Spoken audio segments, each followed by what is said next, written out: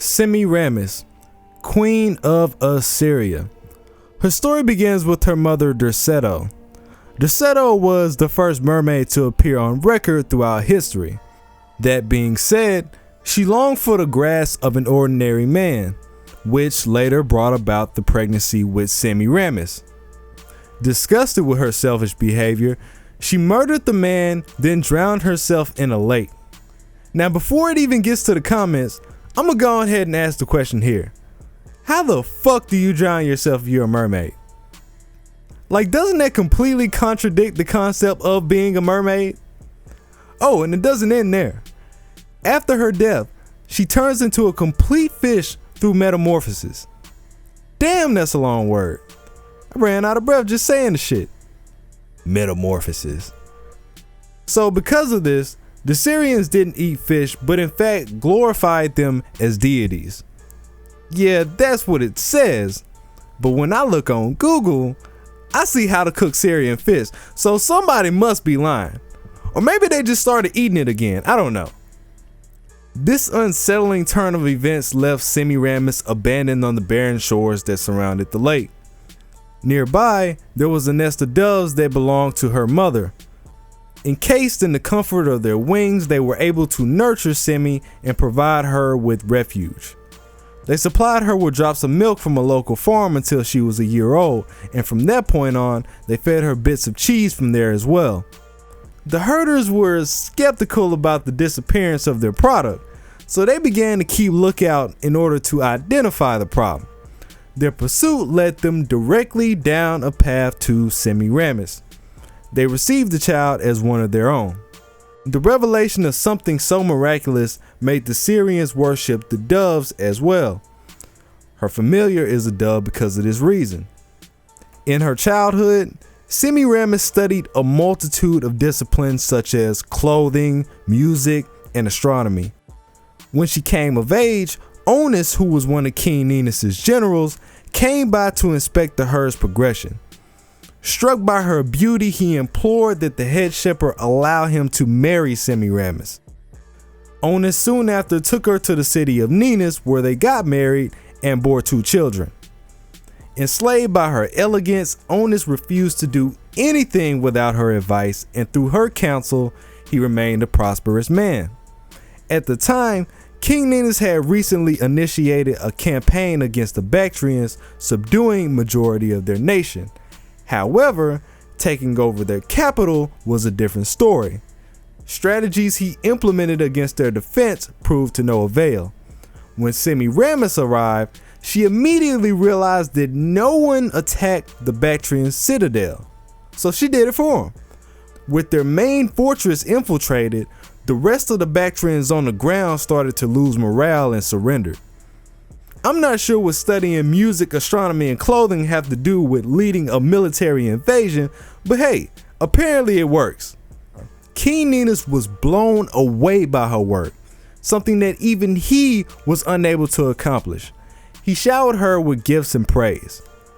This burning infatuation drove him to take Semiramis away from Onus. Basically, King Ninus was like, let me get your girl and I'll give you my daughter. Of course, Onus denied his request. Then King Ninus said, okay, let me rephrase this. Give me your bitch or I'll gouge out your eyes. Huh. Interesting. So Onus did him one better. He hung himself. Can't gouge out my eyes if I'm already dead. I mean, you can, but I'm not gonna feel it. So I guess they both win? Seemingly, it was the only way he could cope with the fear of the king and the love for his wife. Semiramis then goes on to marry King Ninus and conceived another child named Ninus. But the ironic truth was, Semiramis never wanted King Ninus. Days after the marriage, she murdered the king with poison and became the substitute ruler of Assyria in his place. This is more than likely where the phrase "can't trust these hoes" originated. Now, at the time, women weren't allowed to have these positions of authority, so as trifling as it may seem, it was also revolutionary. After hearing constant rumors about the handsome king from Armenia, she took it upon herself to encourage his hand. She sent a letter with the same gifts that Ninus gave her, asking him to become her husband and take the throne. But to her disdain, he already had a wife and kid, so he turned her down. You know she's salty now, so she declared war against his country and told her men to bring the king back alive. Unfortunately, the king was slain by her troops during battle. It's only natural that his soldiers wanted revenge. In order to alleviate his soldiers' distress and fulfill her desire, she attempted to use black magic to bring him back to life. Didn't work, so she buried him by a mountain. Next, she disguised one of her sex slaves to match the king, making a claim that he was resurrected. The war concluded. From that point on, people perceived her as a sorceress, even though this was actually false. It is through this misconception that she's bestowed with the Hanging Gardens of Babylon in the Fate universe. Its true origin is often associated with King Nebuchadnezzar II. Several trials took place afterwards to spread her dominance. She started with the restoration of the ancient city Babylon.